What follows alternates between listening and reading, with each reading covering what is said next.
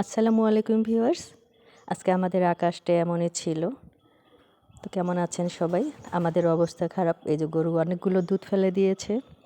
তো আমাদের যেহেতু মেশিনটা এখন পর্যন্ত ভালো করা হয়নি, সে কারণে একটু ঝামেলা হচ্ছে গাইয়ের দুধ দোহাতে।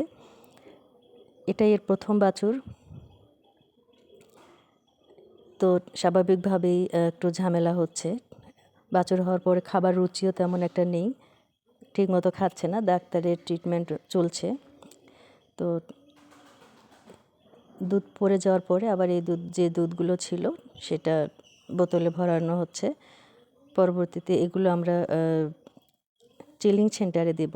আমরা সকাল বিকাল দিয়ে দিই। তো আমাদের একসময় অনেকগুলো গাভী ছিল, মানে গরু বাছুর সবসহ 42টা ছিল এই খামারে।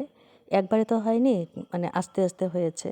সর্বশেষ 2024 সালে আমরা 4টা বিক্রি করি, একটা শুধু বাছুর রেখে দিই। যে কোনো কারণে গরুগুলো ধারাবাহিকভাবে বিক্রি করতে হয়েছে।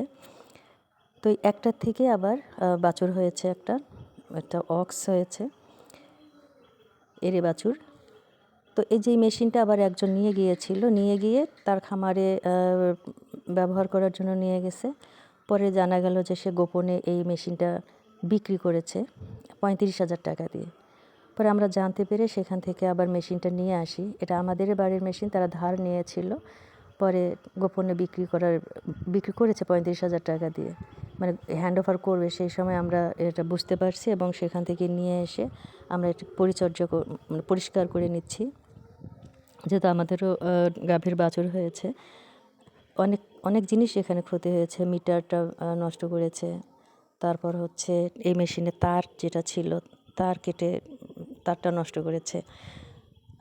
তো মানুষকে জিনিস দিলে যেটা হয় সেটাই হয়েছে।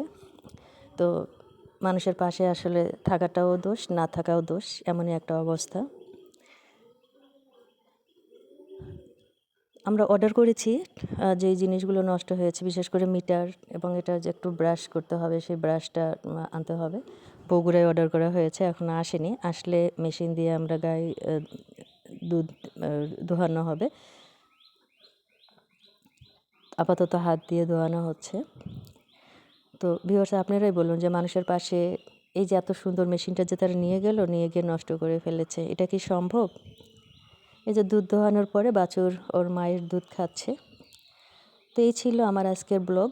আপনারা সবাই ভালো থাকবেন, সুস্থ থাকবেন, নিরাপদ থাকবেন।